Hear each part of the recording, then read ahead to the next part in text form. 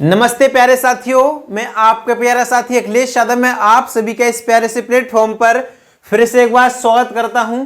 तो साथियों, इस क्लास में हम करने वाले हैं भारतीय यूनेस्को स्थल। तो साथियों, बिना टाइम वेस्ट किए हम अपनी क्लास को शुरू करेंगे। और जिस भी साथी ने हमारे चैनल को अभी तक सब्सक्राइब नहीं किया है तो चैनल को सब्सक्राइब करके बेल आइकन ऑन कर लें, जिससे कि आपको सभी क्लासेस की नोटिफिकेशन टाइम के साथ मिलती रहे। तो साथियों, हम अपनी क्लास को शुरू करते हैं। जैसा कि लिखा हुआ है भारतीय यूनेस्को स्थल। क्या है? भारतीय यूनेस्को साइट्स। तो दे रखा है यूनेस्को। क्या है? यूनेस्को का पूरा नाम क्या है? संयुक्त राष्ट्र शैक्षिक, वैज्ञानिक और सांस्कृतिक संगठन। क्या है? United Nations Educational, Scientific and Cultural Organization. क्या है? ऑर्गेनाइजेशन। इसका मुख्यालय कहां पर है? तो इसका मुख्य जो यूनेस्को का मुख्यालय वो है पेरिस, फ्रांस में। कहां है?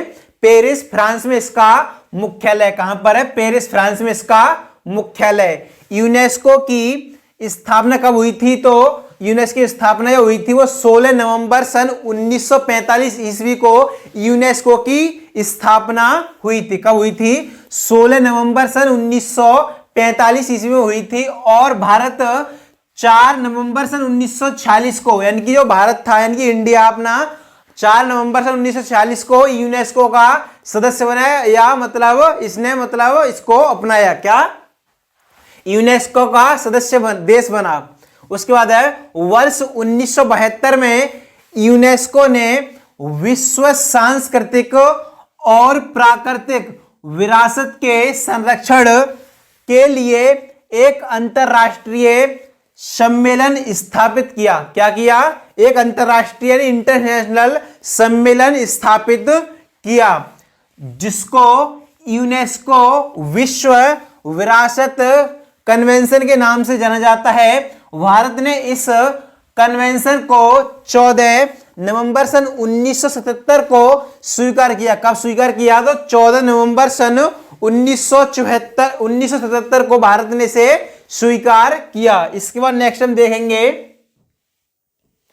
नेक्स्ट दे रखा है यूनेस्को की विश्व धरोहर। क्या है? विश्व धरोहर समिति का 46वां सत्र जुलाई 2024 को नई दिल्ली में आयोजित किया गया था। इस आयोजन के दौरान यूनेस्को विरासत सूची में दुनिया भर के 24 नए विरासत स्थलों को शामिल किया गया। कितने? 24 नए विरासत स्थलों को शामिल किया गया, जोड़ा गया। इसके बाद नेक्स्ट हम देखेंगे। नेक्स्ट है यूनेस्को की विश्व धरोहर समिति के 47वां सत्र का आयोजन जुलाई 2025 में इसके मुख्यालय पेरिस, फ्रांस में किया जाएगा। कहां पर किया जाएगा? पेरिस, फ्रांस में किया जाएगा। सर्वाधिक यूनेस्को स्थल वाले देश इटली 60 व चीन 59 नंबर पर। यानी कि जो इटली है उसमें कितने हैं? तो उसमें है टोटल 60। और ये कितने नंबर है? पहले नंबर पर इटली है, दूसरे पे क्या है? चाइना है। क्या है? चाइना है। सर्वाधिक यूनेस्को स्थल वाला शहर कार्डोबा, स्पेन है। क्या है? कार्डोबा, स्पेन है। भारत यूनेस्को स्थल की संख्या के आधार पर 6ठे स्थान पर है। भारत कितने नंबर पर है? तो 6ठे स्थान पर है।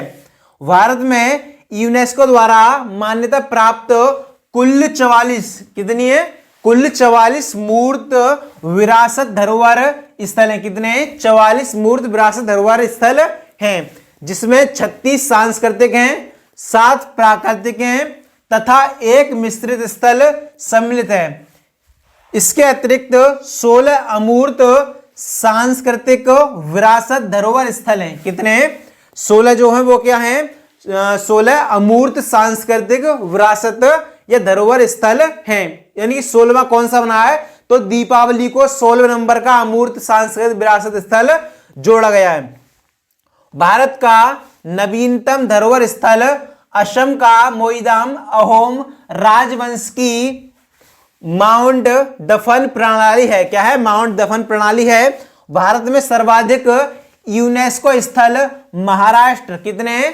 6 स्थल, और 5 स्थल क्या हैं? 5 स्थल, और एक संयुक्त रूप से क्या है? संयुक्त रूप से है।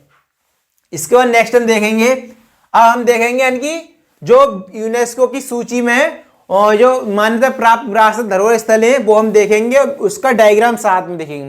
यहाँ दे रखे हैं विश्व धरोहर स्थल, उसके बाद यहाँ पर इनकी छवि यानी पिक्चर दे रखी है। उसके बाद है स्थानबद्ध सूचीबद्ध वर्ष, यानी कौन से स्थान पर है, स्थान है और कब ये जोड़ा गया है, शामिल किया गया है। इसके बाद इसमें दे रखा है विवरण, यानी कि इसके बारे में एक्सप्लेनेशन दे रखा है, कौन सा है मतलब जो विश्व धरोहर स्थल है यानी यूनेस्को में शामिल, वो हम यहाँ पे देखेंगे।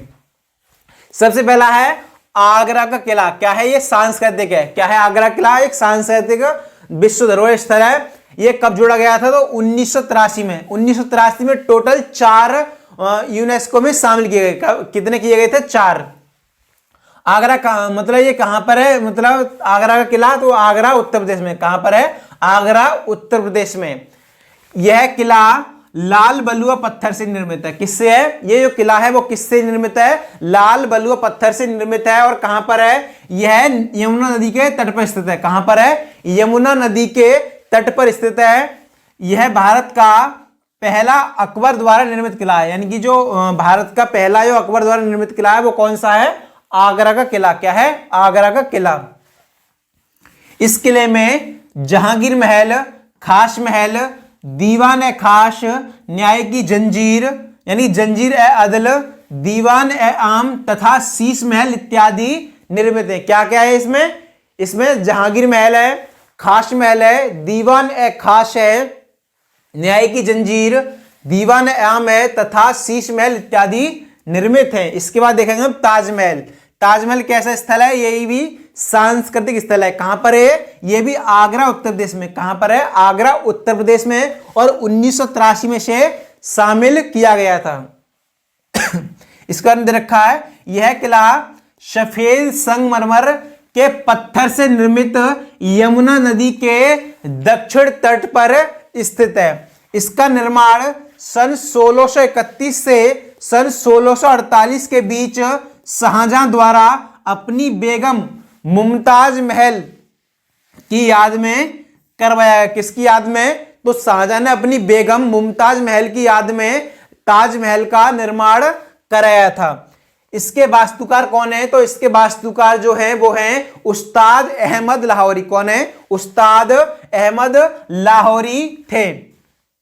इसमें पित्रादयुरा शैली का प्रयोग हुआ है। किसका प्रयोग हुआ है? इसमें पित्रादयुरा शैली का प्रयोग हुआ है। वर्ष 1920 में ताजमहल को राष्ट्रीय महल का केंद्रीय संरक्षित स्मारक घोषित किया गया था। क्या किया गया था? वर्ष 1920 में ताजमहल को राष्ट्रीय महत्व का केंद्रीय संरक्षित स्मारक घोषित किया गया था। इसके बाद नेक्स्ट हम देखेंगे,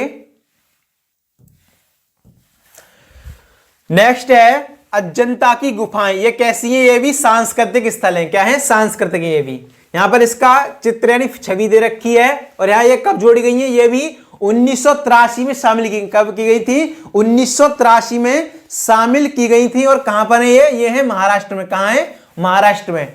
इन्हें वाकाटक वंश से संबंधित बौद्ध धर्म के अनुयायियों द्वारा वाघोरा नदी के किनारे बनवाया गया था। कहां पर है? वाघोरा नदी के किनारे बनवाया गया था। इसमें कुल 29 बौद्ध गुफाएं हैं, जिनमें से 25 आवासीय गुफाएं और 4 जो है वो चौथे प्रार्थना स्थल गुफाएं। कैसी हैं? चौथे प्रार्थना स्थल गुफाएं हैं। इन गुफाओं में फ्रेस्को चित्रकला यानी कि चित्रकला मतलब क्या होता है? पेंटिंग्स का प्रयोग हुआ है। यानी कि कब जोड़ी गई थी? ये जोड़ी गई थी 1983 में। यानी कि जब जो 1983 में कौन कौन से स्थल जोड़े गए थे? 4 स्थल। एक तो आगरा किला, दूसरा क्या था? अजंता की गुफाएं। क्या है? अजंता गुफाएं। उसके बाद था ताजमहल।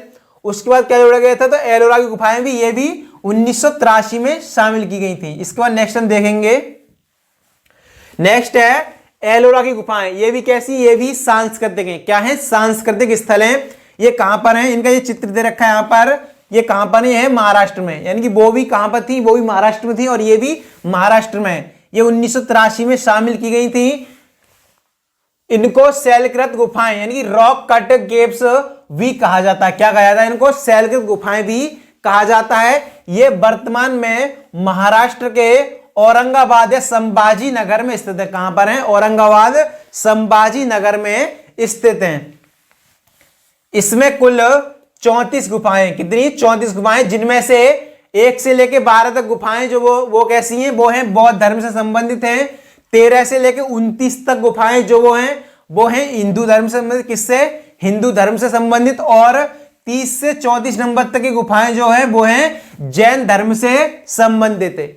इन गुफाओं में सबसे प्रसिद्ध कैलाश मंदिर गुफा नंबर कितने में? 16 में। यानी कैलाश मंदिर है वो किसमें, कौन सी गुफा में? वो है गुफा नंबर 16 में, जिसको राष्ट्रकूट राजा कृष्ण प्रथम ने 757 से 783 ईस्वी के बीच बनवाया था। कब बनवाया था? 757 से 783 ईस्वी के बीच बनवाया गया था। एलोरा की गुफाओं को 20 रुपए के नोट के पीछे की तरफ दर्शाया गया है। यानी कि जो एलोरा की गुफाएं वो कहां पर हैं? तो 20 रुपए के नोट पर अंकित या दर्शित हैं, यानी कि दर्शाई गई हैं उस पर। उसके बाद है कोणार्क का सूर्य मंदिर। क्या है? कोणार्क का सूर्य मंदिर। ये भी कैसा है? ये भी एक मतलब सांस्कृतिक, क्या है? सांस्कृतिक यूनेस्को स्थल है। ये कहां पर है? ये है उड़ीसा में और 1984 में से शामिल किया गया था। कब किया गया था? 1984 ईस्वी में से शामिल किया गया था।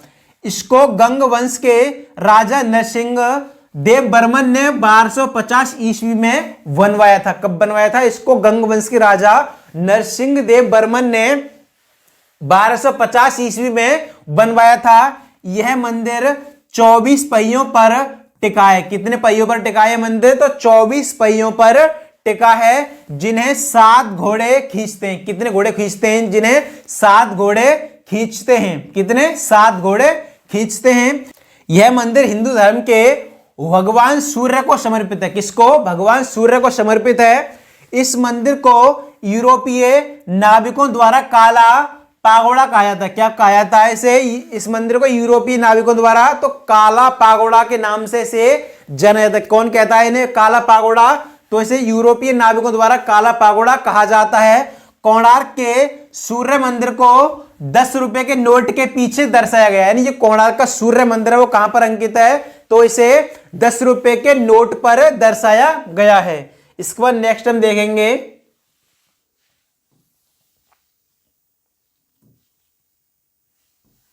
नेक्स्ट है महाबलीपुर के स्मारक। ये कैसे हैं? ये भी सांस्कृतिक हैं। कैसे स्थल है? सांस्कृतिक स्थल हैं। यहां पर इनकी छवि दे रखी है। उसके बाद ये है कहां पर? ये है तमिलनाडु में। कहां पर? तमिलनाडु में। इनको भी 1984 में शामिल किया गया। कब? 1984 में। इसका निर्माण पल्लव राजाओं द्वारा 7वीं और 8वीं शताब्दी के मध्य बंगाल की खाड़ी के कोरोमंडल तट पर करवाया गया था। कब करवाया गया था? तो 7वीं और 8वीं शताब्दी के मध्य बंगाल की खाड़ी के कोरोमंडल तट पर करवाया गया था।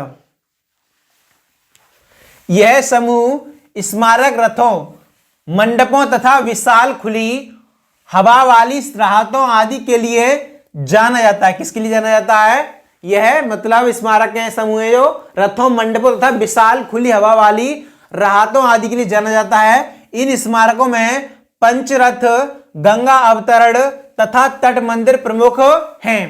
पंचरथ में 5 छोटे मंदिर हैं जो कि महाभारत के 5 पांडवों एवं उनकी पत्नी द्रौपदी को समर्पित हैं। किसको समर्पित हैं? तो महाभारत के 5 पांडवों एवं उनकी पत्नी द्रौपदी को समर्पित हैं। इन मंदिरों के नाम धर्मराज, युधिष्ठिर मंदिर, भीम मंदिर, अर्जुन मंदिर, नकुलवा, सहदेव मंदिर तथा द्रौपदी मंदिर के नाम से। किसके नाम से? युधिष्ठिर मंदिर, भीम मंदिर, अर्जुन मंदिर, नकुलवा, सहदेव मंदिर तथा द्रौपदी मंदिर के नाम से जाना जाता है। उसके बाद है काजीरंगा राष्ट्रीय उद्यान। क्या है? काजीरंगा राष्ट्रीय उद्यान। यहां पर जो राष्ट्रीय उद्यान उसका यहां पिक्चर नहीं दे रखा है। ये कहां पर है? काजीरंगा राष्ट्रीय उद्यान असम में। और ये कब जोड़ा गया था? तो 1985 में से शामिल किया गया था। यह एक सींग के गैंडे के लिए प्रसिद्ध है। किसके लिए प्रसिद्ध है? यह एक सींग वाले गैंडे के लिए प्रसिद्ध राष्ट्रीय उद्यान है। इस उद्यान को वर्ष 1908 में आरक्षित वन, वर्ष 1974 में राष्ट्रीय उद्यान तथा वर्ष 2007 में टाइगर रिजर्व घोषित किया गया था। यानी कि इस मतलब इसको वर्ष 1908 में तो आरक्षित वन और वर्ष 1974 में राष्ट्रीय उद्यान तथा वर्ष 2007 में टाइगर रिजर्व घोषित किया गया था। इसके बाद है मानस राष्ट्रीय उद्यान। ये कैसा? ये है प्राकृतिक। कैसा है? प्राकृतिक। ये कहां पर है? असम में। कहां पर और कब जोड़ा गया है? तो सन 1985 में भी इसे शामिल किया गया है। यह वर्ष 1973 में प्रोजेक्ट टाइगर के तहत बाघ रिजर्व के नेटवर्क में शामिल होने वाला रिजर्व है। यह एक बायोस्फीयर रिजर्व भी है। यानी कि ये कैसा है? ये एक बायोस्फीयर रिजर्व भी है। इसके बाद नेक्स्ट हम देखेंगे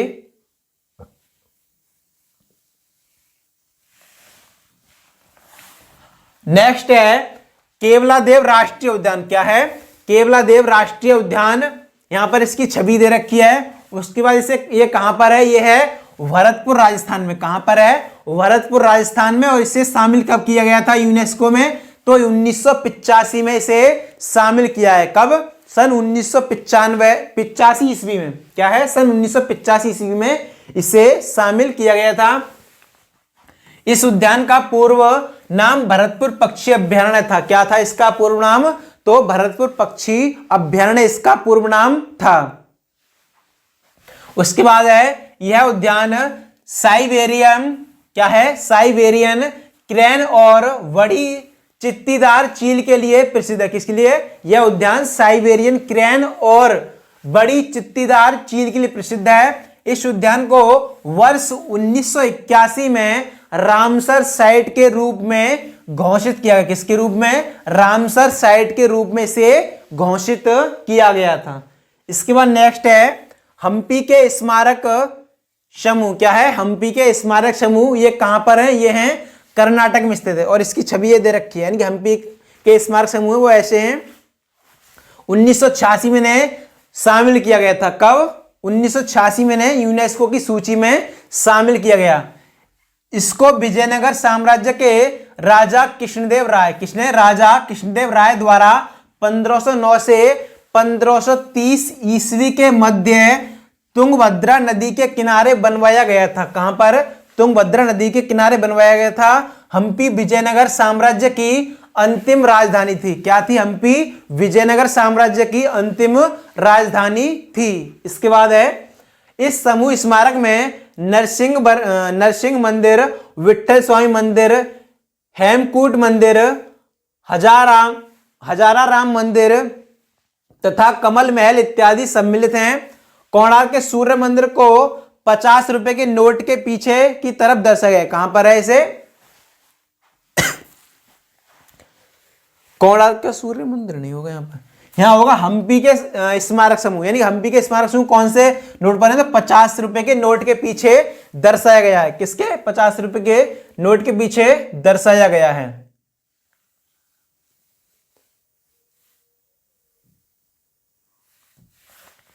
यानी कोणार्क का सूर्य मंदिर वो कौन से नोट पर है? वो है 10 रुपए की नोट पर। किस पे है? 10 रुपए की नोट पर। यहां पर कुछ मिसटाइपिंग हो गया है, अभी मैं सही कर दे रहा हूं।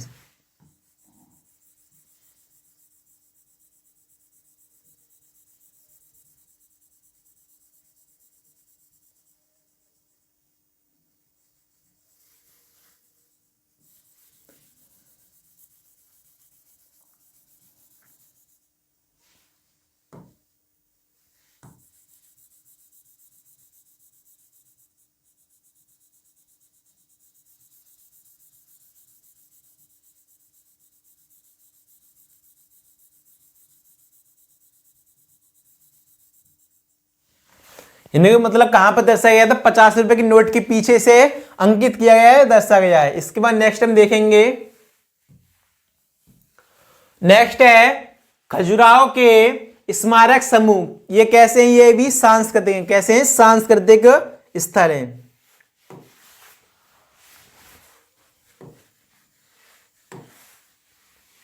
इन्हें मतलब कब जोड़ा गया था, तो इनको भी 1986 में कब शामिल किया गया है, 1986 में। कहां पर है, छतरपुर मध्य प्रदेश में। कहां है, छतरपुर मध्य प्रदेश में। यहां पर इनका छवि दे रखा है। इसको चंदेल शासकों के द्वारा 9वीं से 11वीं शताब्दी के मध्य बनवाया गया था। इस समूह में बनवाए गए मंदिर नगर शैली को दर्शाते हैं। इसके अतिरिक्त ये मंदिर केवल हिंदू धर्म और जैन धर्म से संबंधित, किससे, हिंदू धर्म और जैन धर्म से संबंधित हैं।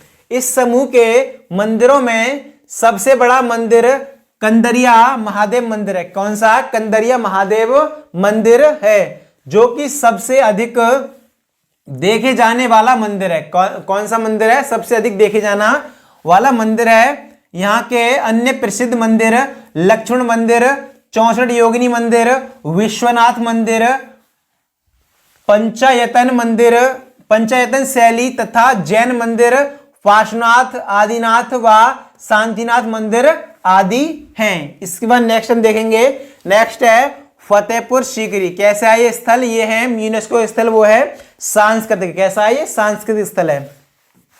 कब जोड़ा गया था, तो सन 1986 में। कब शामिल किया गया है, सन 1986 में। कहां पर है, और ये है उत्तर प्रदेश में। कहां पर, उत्तर प्रदेश में। इसको विजय का नगर भी कहते हैं। क्या कहते हैं, इसको विजय का नगर भी कहते हैं, क्योंकि अकबर गुजरात अभियान से विजयी होकर लौटे थे। कहां से, अकबर जो लौटा था वो कहां से, गुजरात अभियान से विजयी होकर लौटे थे। अकबर के द्वारा सूफी संत शेख सलीम चिश्ती के सम्मान में इसका निर्माण करवाया गया था। किसके सम्मान में, तो सलीम चिश्ती के सम्मान में इसका निर्माण करवाया गया था। यहां पर पंचमहल और अनूप तालाब स्थित है। क्या स्थित है, यहां पर पंचमहल और अनूप तालाब स्थित है। उसके बाद है गोवा के गिरजाघर व कॉन्वेंट। ये कैसे हैं, ये भी सांस्कृतिक हैं। यहां पर इनकी छवि दे रखी है। और ये कब शामिल किए गए थे, तो सन 1986 ईस्वी में। कब, सन 1986 ईस्वी में। गोवा पुर्तगालियों की राजधानी थी। क्या थी, गोवा पुर्तगालियों की राजधानी थी, इसलिए यहाँ के चर्च एशिया में धर्म प्रचार का प्रतीक बने। क्या बने, धर्म प्रचार का प्रतीक बने। यहाँ का सबसे प्रसिद्ध church basilica of Bom Jesus है, जहां पर सेंट फ्रांसिस जेवियर को दफनाया गया था। इसके बाद नेक्स्ट हम देखेंगे,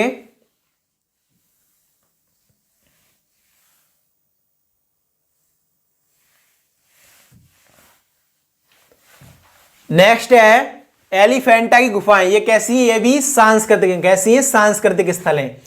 ये कहां पर है, ये है महाराष्ट्र में। और 1987 में इन्हें शामिल किया गया है। कब शामिल किया गया था इन्हें, तो 1987 में से यूनेस्को की सूची में शामिल किया गया था। इन गुफाओं का निर्माण राष्ट्रकूट वंश द्वारा 5वीं और 6वीं शताब्दी के मध्य किया गया था। कब किया गया था इनका निर्माण, राष्ट्रकूट वंश द्वारा 5वीं और 6वीं शताब्दी के मध्य किया गया था। एलिफेंटा की गुफाओं का स्थानीय नाम धारापुरी गुफाएं। क्या है, स्थानीय नाम क्या है इनका, धारापुरी गुफाएं हैं। यहाँ 7 गुफाएं हैं। कितनी गुफाएं हैं, यहाँ 7 गुफाएं हैं, जिनमें से 5 गुफाएं हिंदू धर्म से संबंधित हैं तथा 2 गुफाएं कौन से धर्म से हैं, वो हैं बौद्ध धर्म से संबंधित। उसके बाद है सुंदरबन राष्ट्रीय उद्यान। क्या है, सुंदरबन राष्ट्रीय उद्यान। ये कैसा है, ये है प्राकृतिक। कैसा है, ये प्राकृतिक है।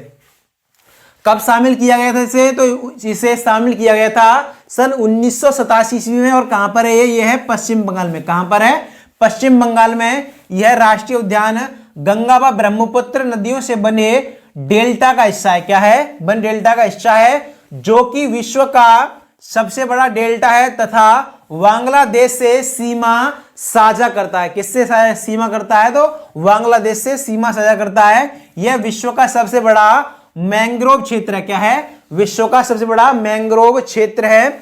यह एक जैव विविधता हॉटस्पॉट भी है। यानी कि जो सुंदरबन राष्ट्रीय उद्यान है वो कैसा है, यह एक जैव विविधता हॉटस्पॉट है। ये हॉटस्पॉट मोबाइल वाला नहीं है, ये जैव विविधता हॉटस्पॉट अलग होता है। ये कहीं आप समझ लो वाईफाई वाला हॉटस्पॉट, ये वो वाला हॉटस्पॉट नहीं है।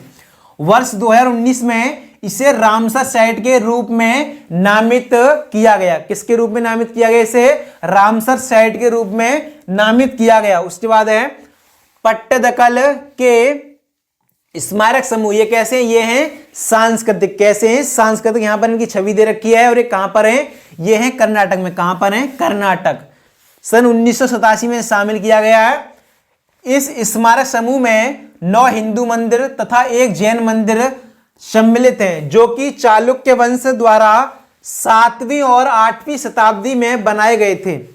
पट्टदकल के स्मारक समूह में विरूपाक्ष मंदिर सबसे जटिल व प्रसिद्ध है, जिसको रानी लोक महादेवी ने 740 ईस्वी में अपने पति राजा विक्रमादित्य द्वितीय की पल्लव राजाओं पर जीत के उपलक्ष्य में बनवाया था। इसके बाद नेक्स्ट हम देखेंगे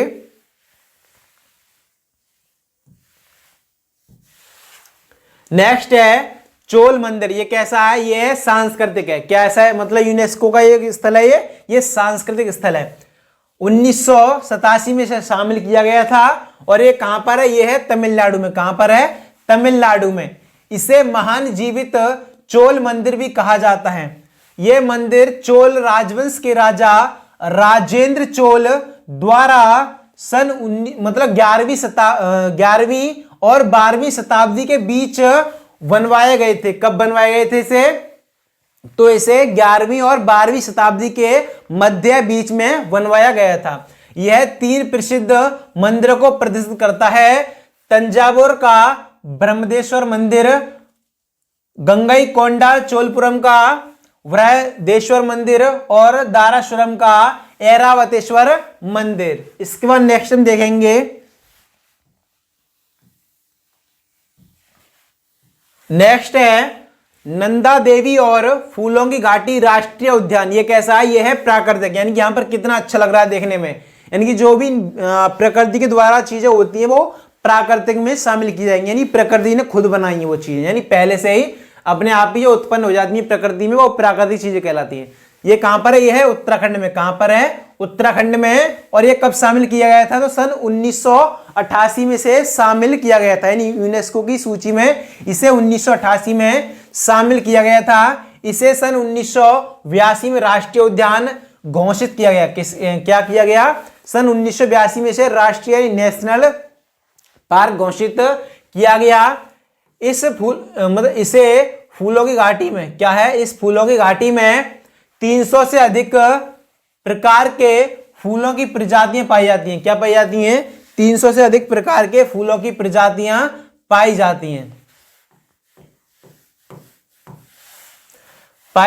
हैं। यह एक बायोस्फीयर रिजर्व भी है, जो कि सन 2004 में अंकित किया गया था। कब किया गया था? जो कि सन 2004 में इसे अंकित किया गया था। इसके बाद नेक्स्ट हम देखेंगे नेक्स्ट है सांची के बौद्ध स्तूप। ये कैसे हैं? ये है सांस्कृतिक। कैसे हैं? सांस्कृतिक। और कहां पर है? ये है एमपी यानी मध्य प्रदेश में। 1989 में शामिल किया गया है। यह सबसे पुराना बौद्ध पूजा स्थल है। क्या है? बौद्ध पूजा स्थल है। इसे मौर्य सम्राट अशोक के 3री शताब्दी ईसा पूर्व में बनवाया गया था। इसकी खोज सन 1818 में हेनरी टेलर ने की थी। कब की गई थी इसकी खोज?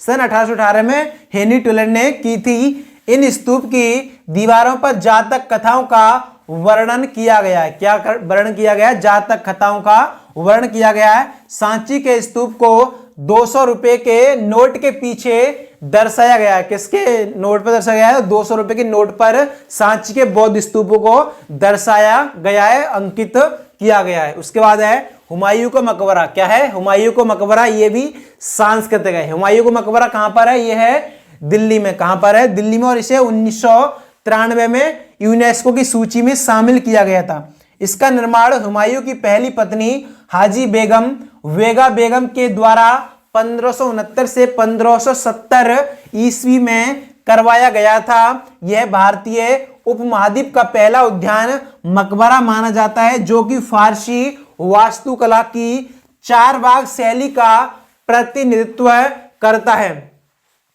लाल बलुआ पत्थर का सर्वप्रथम प्रयोग इसी मकबरे में किया गया है। यानी लाल बलुआ पत्थर का प्रयोग सर्वप्रथम सबसे पहले इसी में किया गया है। यह भारत की राजधानी का पहला यूनेस्को स्थल है। क्या है? भारत की राजधानी का पहला यूनेस्को स्थल है, यानी कि इससे पहले कोई भी दिल्ली का यूनेस्को स्थल सूची में शामिल नहीं था, यानी कोई भी ऐसा स्थल नहीं था जो यूनेस्को की सूची में शामिल नहीं था, सबसे पहले इसे ही जोड़ा गया है। कहां पर है? ये दिल्ली में। दिल्ली मतलब क्या है? नई दिल्ली भारत की राजधानी है, यानी कि भारत की राजधानी क्या है हमें पता होनी चाहिए। ये तो बहुत ही नॉर्मल क्वेश्चन है, ये तो छोटा बच्चा ही बता देगा कि भारत की राजधानी कहां पर है। इसके बाद है कुतुब मीनार एवं उसके स्मारक समूह, यानी कि कुतुब मीनार कहां पर है? ये भी दिल्ली में। कहां पर है? दिल्ली में। ये कैसा है? सांस्कृतिक स्थल है। क्या है? सांस्कृतिक स्थल है। ये भी 1993 में यूनेस्को की सूची में शामिल किया गया था। कुतुबुद्दीन ऐबक ने सन 1192 में कुतुब मीनार का निर्माण सूफी संत ख्वाजा कुतुबुद्दीन बख्तियार काकी की याद में शुरू करवाया, जिसको बाद में इल्तुतमिश और फिरोज शाह तुगलक ने पूरा कराया। यानी किसने इसको पूरा कराया था इस काम को? तो इल्तुतमिश और फिरोज शाह तुगलक ने पूरा करवाया। यह ईंट से बनी विश्व की सबसे ऊंची मीनार है। क्या है? ईंट से बनी विश्व की सबसे ऊंची मीनार है। उसके बाद नेक्स्ट है भारतीय पर्वतीय रेलवे। ये कैसी? ये है सांस्कृतिक। विभिन्न भारतीय राज्य, यानी कहां कहां पर है? ये है विभिन्न भारतीय राज्यों में। इसके अंतर्गत 3 प्रकार के रेलवे आते हैं। क्या आते हैं? 3 प्रकार रेलवे आते हैं। नंबर 1 पे है दार्जिलिंग हिमालय रेलवे। ये कहां पर है? पश्चिम बंगाल में। और कब शामिल किए गए थे? 1999 में। यह रेलवे वर्ष 1881 में खोला गया था, जिसकी लंबाई लगभग 78 किलोमीटर है। यह ट्रेन न्यू जलपाईगुड़ी और दार्जिलिंग के बीच चलने वाली एक टॉय ट्रेन है। उसके बाद है दूसरा नीलगिरी हिमालय रेलवे। ये कहां पर है? ये है तमिलनाडु में। 2005 में यूनेस्को की सूची में शामिल किया गया है। यह रेलवे वर्ष 1908 में ब्रिटिश राज के दौरान पश्चिमी घाट पर खोला गया था, जिसकी लंबाई लगभग 46 किलोमीटर है। कितनी किलोमीटर है? 46 किलोमीटर है। यह ट्रेन मेट्टुपलायम से ऊटी के बीच चलती है। कहां से कहां चलती है? मेट्टुपलायम से ऊटी के बीच चलती है। उसके बाद है कालका शिमला रेलवे।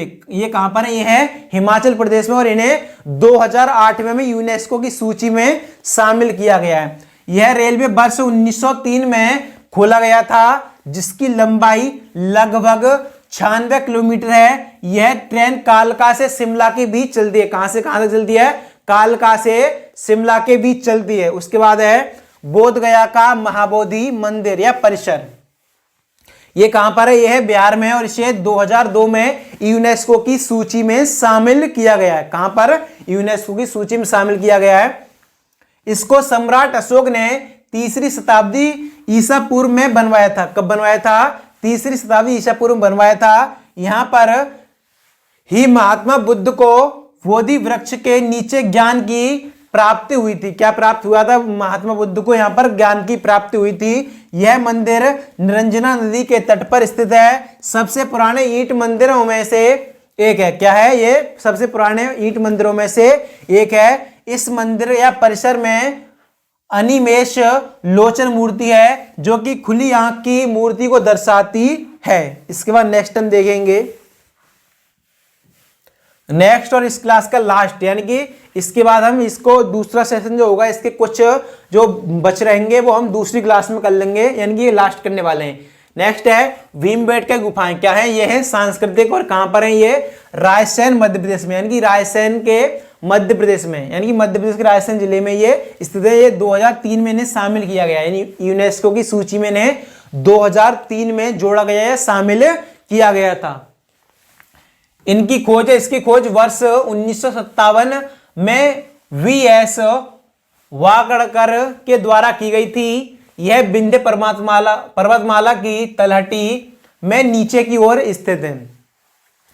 इन गुफाओं की दीवारों पर चित्रकला पेंटिंग्स जो पुरापाषाण काल, मध्य पाषाण काल तथा अन्य कालखंडों को प्रदर्शित करता है। तो साथियों, आज हमने समझा यानी कि भारतीय यूनेस्को स्थल, यानी आपको आज की क्लास कैसी लगी ये कमेंट में जरूर बताना। और जिस भी साथी ने हमारे चैनल को अभी तक सब्सक्राइब नहीं किया है तो चैनल को एक बार सब्सक्राइब करके बेल आइकन ऑन कर लें, जिससे कि आपको सभी क्लासेस की नोटिफिकेशन टाइम पर मिलती रहे। तो साथियों, आज के लिए बस इतना ही, मिलते हैं नेक्स्ट वीडियो में। तब तक के लिए सभी प्यारे साथियों को जय हिंद।